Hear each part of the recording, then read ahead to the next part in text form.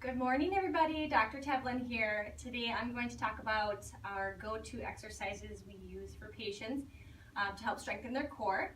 And we want to make sure that this is something that patients can do at home and that it's very easy and it doesn't take very much time as well, because people are busy. So if it takes too much time, people aren't going to do it. So we try to keep it simple. And today we're going to talk about planks. Front planks we do for 1 minute, and then side planks for 45 seconds, and then hamstring bridges for 2 minutes. So that's 1 minute front plank, 45 seconds per side on the side plank, and 2 minutes of a hamstring bridge, which I'm going to show you here in a second.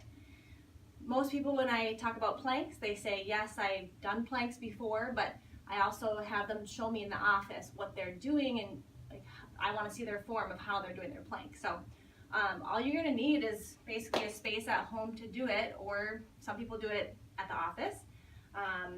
We're going to need a clock, okay, and you can do a yoga mat. A lot of times I don't. I just do it right on the floor with patients. So front plank, we can do it either from your arms or your elbows. I don't care either one. I feel like when you do it on your on your hands, you kind of get a triceps workout too. So you get both of them done at the same time. All right, so front plank, most importantly, is I want you to keep your butt up a little bit, okay? So it looks roughly something like this. A lot of times when I have patients come in, they'll start out like this, and then by the end of the minute, their back is swagging down. So I tell people just to kind of cock your butt up a little bit, okay? So this is what it would look like from the front, like on your hands. You can also do it from your elbows or your knees, like this, okay?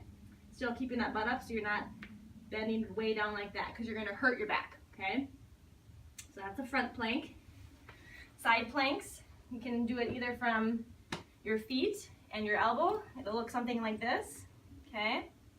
And if you're I tell patients, if you're to draw a line from your head to your toes, you should be in a completely straight line. Some people do this when they are weak, so they like bend at the waist. Again, the modified version is like this from your knees. You stack your knees and then lift your hips up.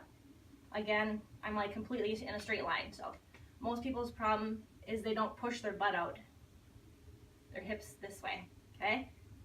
And of course we do both sides. And then lastly is a hamstring bridge. So this is to strengthen the hamstrings, the back of the legs, as well as the glute medius muscles, which are kind of on the outer side of your butt cheeks here.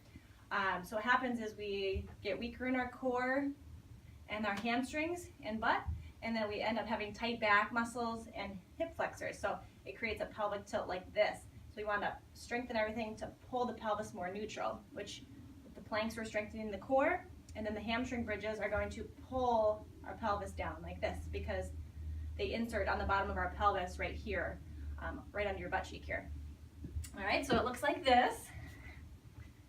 And lay down, and hips are up like this, okay? The most important part of it is the last 3 to 5 degrees. So like this compared to like this. So we want to be up as high as you can, all right? And we're gonna hold it for 2 minutes. If that's comfortable and you're not like getting a Charlie horse in your hamstrings, we can also pull forward like that with it's very subtle, but you're just pulling, like shifting your body weight forward, which helps contract those even more, okay? And then you just sit here for 2 minutes, okay? And that's it.